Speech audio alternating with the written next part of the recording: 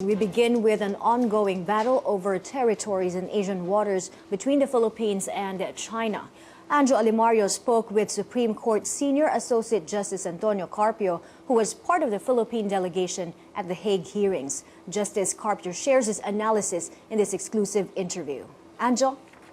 Justice Antonio Carpio says it's definitely a fight over resources about what's happening in the South China Sea as China trying to assert itself as a regional power. Now, when I ask Justice Carpio about what's really the issue of the South China Sea, is it a fight over resources or China trying to assert itself as a regional power? Carpio says definitely China wants all the resources in the South China Sea. They want the fish, all the oil and gas. He explains that if China controls the resources in the South China Sea, then you influence a lot of countries around the South China Sea. And there are also speculations, he adds, that after securing South China Sea, China will move beyond the first island chain in the Western Pacific. He doesn't know if this is true, but this is actually the direction that China seems to be taking.